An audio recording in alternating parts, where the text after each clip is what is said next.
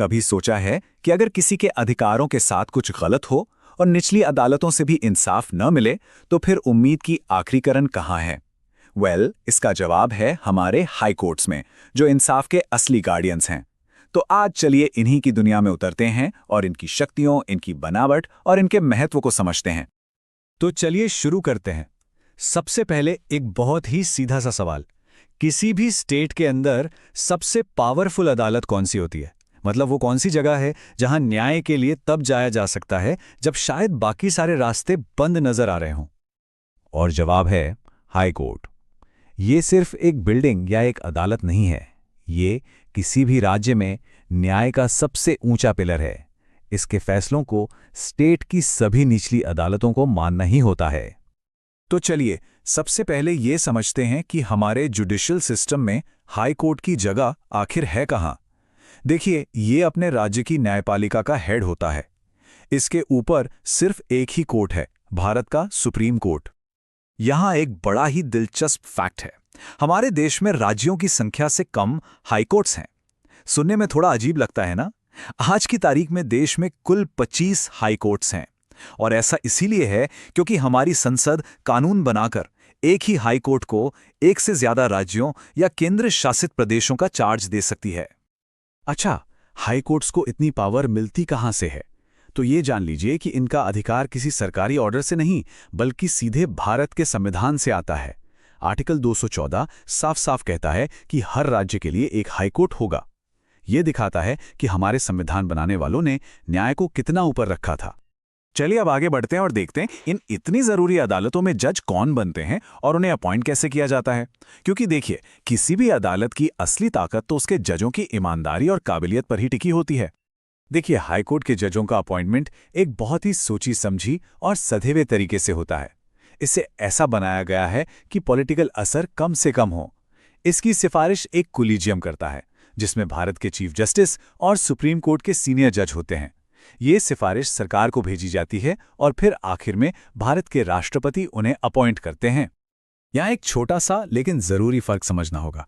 High court के जज 62 साल की उम्र में रिटायर होते हैं, जबकि सुप्रीम कोर्ट के जजों की रिटायरमेंट एज 65 साल है।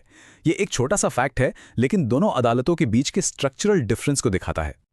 तो अब आते हैं मुद्दे की बात पर, यानी हाई कोर्ट की असली ताकत पर। आखिर वो कौन सी शक्तियां हैं जो इसे इतना पावरफुल और इतना जरूरी बनाती हैं? चलिए इसके अधिकार और शक्तियों की दुनिया में चलते हैं। हाई कोर्ट्स के पास कई तरह की पावर्स होती हैं। ओरिजिनल जुरिस्डिक्शन में वो कुछ मामले सीधे सुन सकते हैं। अपीलेट जुरिस्डिक्शन में वो निचली अदालतों के फैसलों के खिलाफ अपील सुनते हैं। और सबसे अहम, सुपरवाइजरी जुरिस्डिक्शन के तहत वो अपने राज्य की सभी निचली अदालतों के कामकाज पर एक तरह से नजर रखते हैं। जैसे ये पक्का करना कि कोई डिस्ट्रिक्ट कोर्ट सारे प्रोसीजर सही से फॉलो कर रहा है या नहीं। हमारे संविधान ने हाई कोर्ट को एक बहुत ही स्पेशल पावर दी है, और वो है रिट जारी करने की। अब ये रिट क्या है? आसान भाषा में कहें तो ये कोर्ट का एक लिखित ऑर्डर है जो किसी भी इंसान या संस्था को कोई खास काम करने या न करने का हुक्म देता है। ये आम नागरिक के मौलिक अधिकारों को बचाने का सबसे शक्तिशाली हथियार है। संविधान में 5 तरह की रिट्स बताई गई हैं। बंदी प्रत्यक्षीकरण, यानी अगर किसी को गैर कानूनी तरीके से हिरासत में लिया है तो कोर्ट उसे पेश करने का आदेश देता है। परमादेश, यानी किसी सरकारी अधिकारी को उसकी ड्यूटी करने का आदेश देना। प्रतिषेध, जो किसी निचली अदालत को अपने दायरे से बाहर जाने से रोकता है। उत्प्रेषण, जिसके जरिए किसी केस को रिव्यू के लिए ऊपर की अदालत में मंगाया जाता है। और अधिकार पृच्छा, जो किसी व्यक्ति के पब्लिक ऑफिस होल्ड करने के अधिकार पर सवाल उठाता है। और ये बात बिल्कुल सही है कि ये रिट सिर्फ कानूनी शब्द नहीं है, ये तो संविधान का दिया हुआ एक ऐसा पावरफुल टूल है जिससे हर नागरिक अपने फंडामेंटल राइट्स की रक्षा कर सकता है। अगर किसी के अधिकारों को कोई छीनने की कोशिश करे तो वो सीधा हाई कोर्ट का दरवाजा खटखटा सकता है। लेकिन ये सारी शक्तियां, ये सारे अधिकार सब तब तक बेमानी हैं जब तक कि जुडिशरी खुद इंडिपेंडेंट ना हो, यानी स्वतंत्र ना हो। इसीलिए अब हम बात करेंगे सबसे जरूरी पहलू की, न्यायिक स्वतंत्रता की। जरा सोचिए, कोई जज बिना किसी डर या दबाव के फैसला कैसे सुना सकता है, खासतौर पर तब जब फैसला सरकार या किसी बहुत ही पावरफुल इंसान के खिलाफ हो? इसका जवाब न्यायिक स्वतंत्रता में ही छिपा है। हमारे संविधान ने जजों की आज़ादी को पक्का करने के लिए कई सेफ्टी गार्ड्स दिए हैं। जैसे उनका कार्यकाल फिक्स होता है, उन्हें नौकरी से हटाना लगभग नामुमकिन है, उनकी सैलरी फिक्स होती है जिसे कोई कम नहीं कर सकता।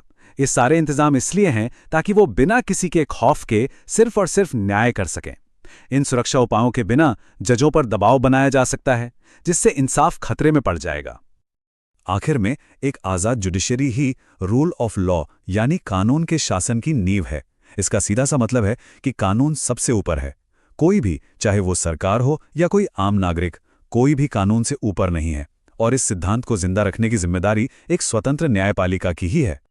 तो जाते जाते इस सवाल पे जरूर सोचिएगा, जब शक्तियों का संतुलन बिगड़ता है, जब कार्यपालिका अपनी सीमाओं से आगे बढ़ने लगती है, तब एक आम नागरिक का अंतिम रक्षक कौन होता है?